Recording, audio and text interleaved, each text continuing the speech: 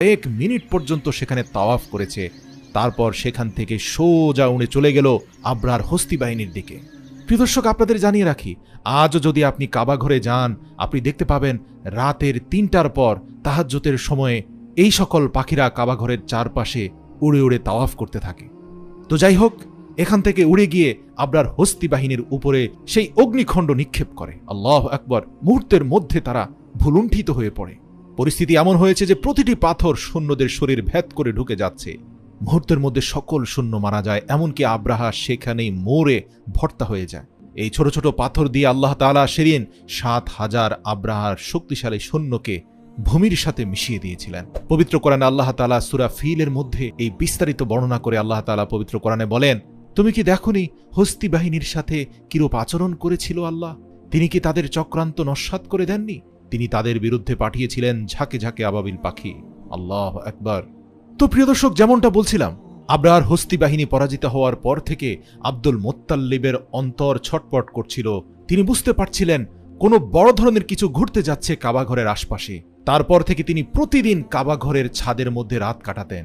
আর যখন দীর্ঘ 2 মাস পর তিনি এই প্রস্ফুটিত আলোক ছটা দেখলেন এবং দেখলেন মা আমিনার কোলজোরে এক ফুটফুটে শিশু সন্তানের জন্ম হলো, যার শরীরের ভিতর দিয়ে নূর প্রবাহিত হচ্ছে, তখন তিনি বুঝলেন যে আরবের অন্ধকার দূর করার জন্য এই সে প্রদীপ যা আজ ধরায় নেমে এসেছে।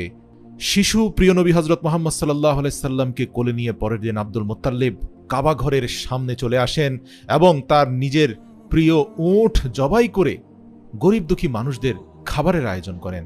তার ছেলে আবু তালেব ছিল অত্যন্ত মহৎ হৃদয়ের। সেও আনন্দিত ছিল পিতা মরা মুহাম্মদের জন্ম নিয়ে।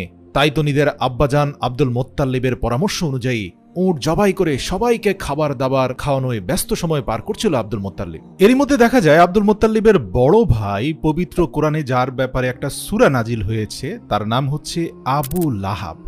সেও আল্লাহর রাসূলের আকিকায় এসে যখন দেখলো এখানে গরিব দুঃখী দুস্থ মানুষরা খাচ্ছে, সে না কুঠিয়ে ঘেন্না প্রকাশ করে সেখান থেকে চলে গেল।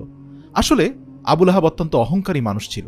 প্রিয় দর্শক, আপনি জেনে অবাক হবেন, আল্লাহর রাসূল সাল্লাল্লাহু আলাইহি ওয়াসাল্লাম দুনিয়াতে আসার তথ্য ইয়াহুদীদের কাছে জানা ছিল, কিন্তু তারা অত্যন্ত কষ্ট পেয়েছে যে শেষ নবী তাদের বংশে না এসে আরব বংশে এসেছে।